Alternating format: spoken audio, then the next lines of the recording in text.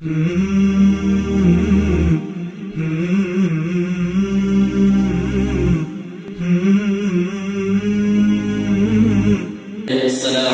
warahmatullahi wabarakatuh.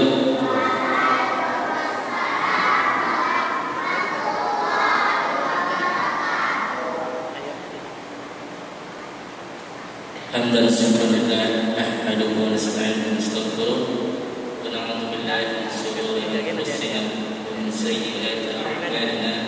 May yahdihillahu fala mudilla lahu wa may yudlil fala hadiya lahu.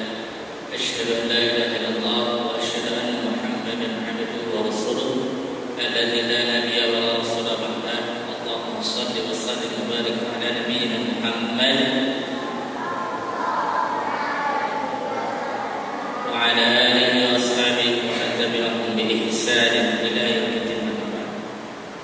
Segala puji syukur kepada Allah Subhanahu wa taala berikan kita nikmat sehingga kita bisa melaksanakan kegiatan Maqur Mabit Quran Rabbani yang ini menjadi bagian dari rentetan sebuah kurikulum dalam metode Rabbani yang kita praktekkan, kita gunakan dalam rangka memungkinkan hafalan kita yang ini menjadi program 3 bulanan.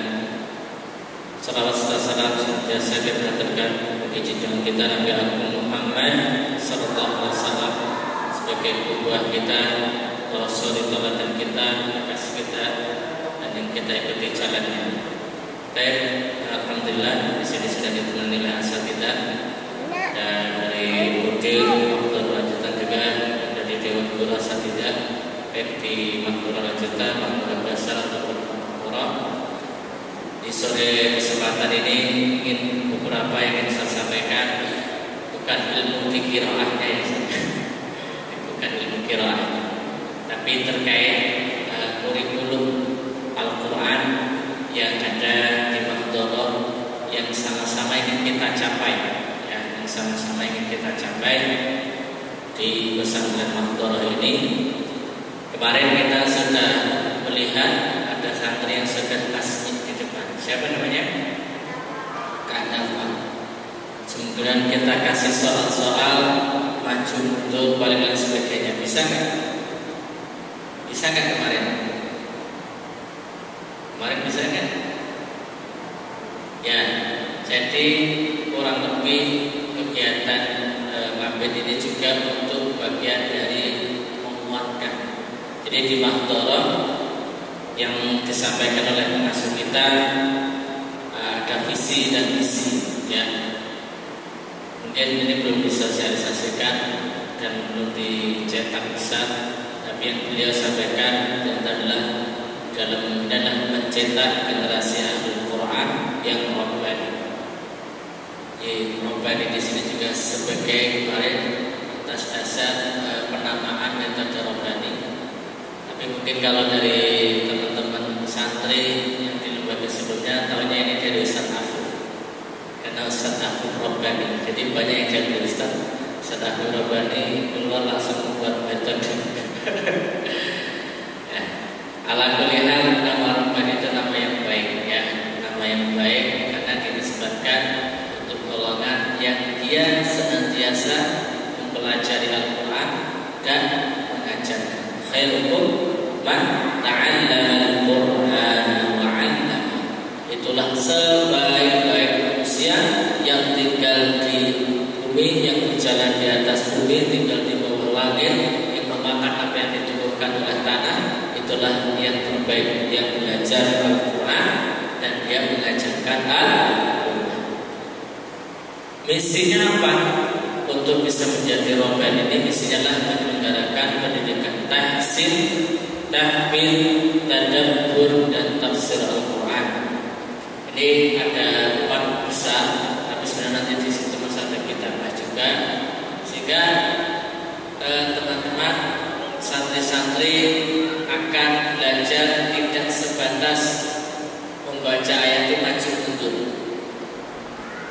Kalau kemarin santri sabab itu sudah ada setoran mundur 1 juz dari halaman 21 sampai halaman 2. Halaman 21 terdiri dari ayat 140. Ustaz ditanya dari bawah 141 sampai 135. Sebelah mana? Sebelah kanan. Nah, jadi setoran mundur. Nah, ini sebenarnya metode Rabbani fokus pada satu titik, yaitu mungkinnya hafalan, ya. Tapi harus juga dibarengi dengan namanya kefasihan, tahsinnya. Jadi kita juga sudah diskusi bersama pengasuh. Ini mungkin kemarin masih awal ya, mungkin sampaikan di sini. Jadi silakan santri-santri perbanyak latihan qiraahnya. Ya. Jadi untuk naik ke juz berikutnya itu santri harus melewati 2 ujian. Pertama ujian apa? Ujian qiraah. Fokusnya pada apa? Tahsin. Yang kedua ujian tahfidz. Fokusnya adalah kemungkinannya dengan metode Rabbani. Jadi dia bisa mundur acak bahkan sampai tema. Coba ada beberapa ayat di juz 1 yang berbicara tentang sholat atau ada di situ perintah sholat. Ada berapa ayat? 2. 3 atau 2? Coba angka ayat berapa saja kan? Ayat berapa saja yang ada kalimat sholatnya di dalam surah Al-Baqarah di juz 1? 40. Betul 43?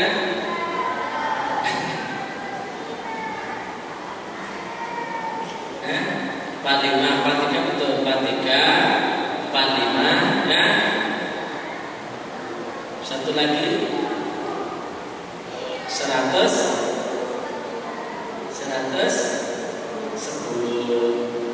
Nah, jadi sampai dalam pemahaman santri-santri juga harus tahu ayat tentang sapi, perintah sapi ada berapa ayat? Dari ayat berapa sampai berapa? Dari ayat 67, perintahnya di 57 sampai ayat 71. Ya, ayat 70, 71 di halaman berapa? 11. Ayat 67 sampai 69 di halaman berapa? 10. Nah, jadi ini fokusnya di metode Rabbani. Jadi membantu menghadirkan ayat ketika dibutuhkan. Ya, ketika teman-teman mau cerita tentang Bani Israil, mau cerita tentang orang Yahudi itu merasa yakin pasti masuk surga, kita yang tidak masuk surga, itu ada juga ya. Jadi itu di Rabbani ya. Maka ada 2 ujian di kita, yaitu pertama ujian qiraah, kedua adalah ujian tahfidz. Maka bagi santri yang sudah lulus ujian qiraah baru mengajukan ujian tahfidz kepada guru tahfidznya. Kalau sudah lulus, boleh dia dinyatakan untuk lanjut ke setoran juz berikutnya. Nah, tapi tidak ada tapinya. Mas sudah diskusi dengan pengasuh itu, yang akan tasbih di sini di depan santri tidak semuanya, hanya untuk yang mendapat rekomendasi dari guru qiraahnya. Ya, jadi misalnya minimal nilainya 8, yaitu di qiraah nilai 8 diperkenankan untuk tasbih. Tapi Ustaz, saya bisa nilainya 7, terus tahfidz 7. Ya, berarti tetap dia boleh untuk setoran di juz berikutnya. Tapi untuk tasbihnya hanya untuk yang nilai ujiannya, qiraahnya, tahfidznya 8. Jadi ada kriteria ya. Ada kriteria minimal untuk tasbih di Jumat yang seluruhnya dikumpulkan. Itu maka silakan teman-teman dikuatkan, ditingkatkan bacaan. Jadi jangan sampai qiraah itu dari Mahdoro 1 sampai nanti sampai masalahnya sama, gak ada peningkatan. Ya minimal, paling minimal kayak hadis tadi lah. Itu paling minimal ya, minimal kayak hadis tadi itu. Jadi nggak pelan ya. Meskipun kalau teman-teman sudah punya ilmunya, sudah mungkin ilmunya, membaca pelan atau cepat sesuai dengan haknya ya, dilatih. Jadi itu teman-teman santri-santri terkait dengan ujian ini tadi itu. Jadi setiap mau pindah ke satu juz ada ujian juznya. Nanti sampai ada ujian 5 juz, 10 juz, 15, kemudian 20, 25, 30 kelipatannya. Jadi kalau sudah Ustaz, kalau sudah sampai 30 juz gimana? Ada lagi. Nanti ada modul namanya modul tematik untuk menghafal tema ikhlas di beberapa ayat. Ada di halaman berapa saja. Itu nanti ada modul itu, doakan ada penyusunannya. Jadi teman-teman fokuskan pada perbaikan ini berjalan beriringan, tahsinnya juga tahfidnya. Maka di buku Mutaba'ah itu ada 2 halaman yang untuk setoran sama halaman murojaah di rumah. Itu diisi dan ditandatangani oleh orang tua. Coba di sini yang sudah isi halaman murojaah siapa? Udah semua? Udah ya? Ada sholat sunnah. Kalian digunakan di murojaah buat sholat ya.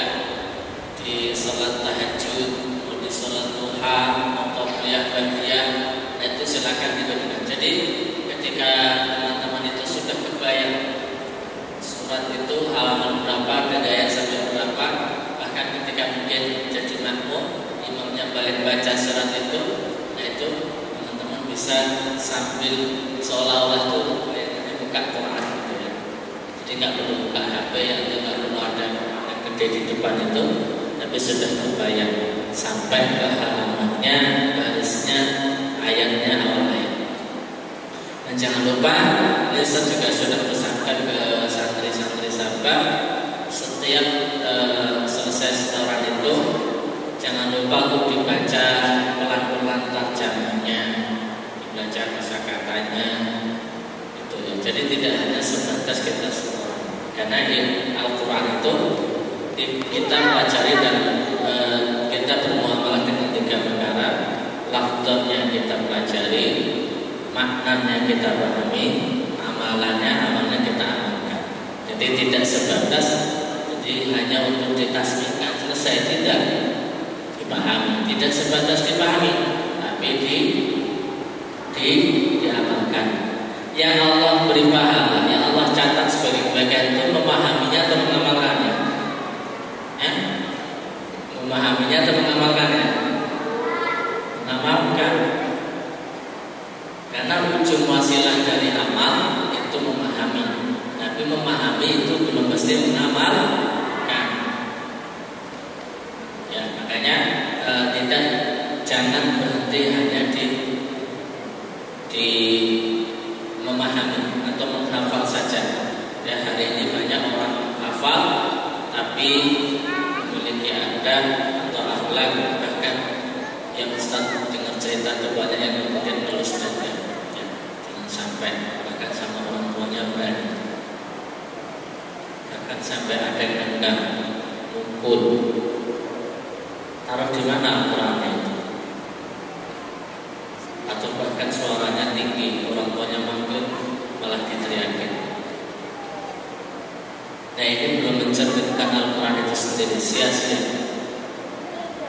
Maka sebuah kesedihan yang luar biasa bagi kita dulu ketika ada dari santri itu yang kemudian adab akhlak kepada orang tuanya itu bertolak belakang dengan apa yang ada di dalam Al-Quran.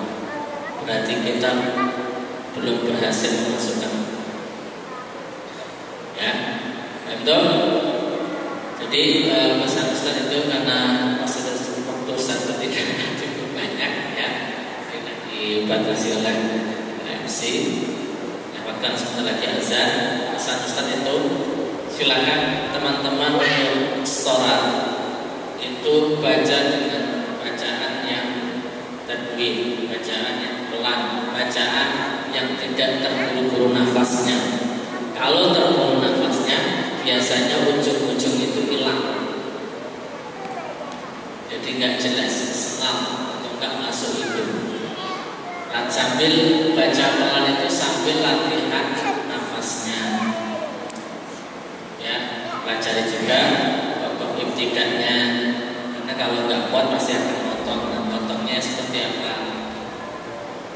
Dan yang terpenting dari itu rasennya dikuatkan, afrobaninya juga dikuatkan. Makanya lembar murojaah itu diisi, ya, murojaah itu diisi dan ditandatangani oleh orang tua. Terus untuk mulai hafalan, kalau disuruh baca 20 kali per ayat, baca 20 kali. Karena ternyata Ustaz dapati di mana-mana, bahkan kemarin diskusi dengan salah satu pimpinan pesantren yang gedungnya mewah sekali.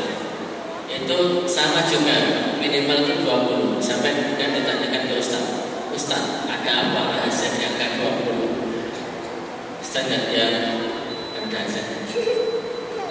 Mungkin demikian dari Ustaz. Nanti setelah asar akan dilanjutkan dengan guru yang lain, masih berkumpul di sini ya, dan mungkin makan silakan di sini.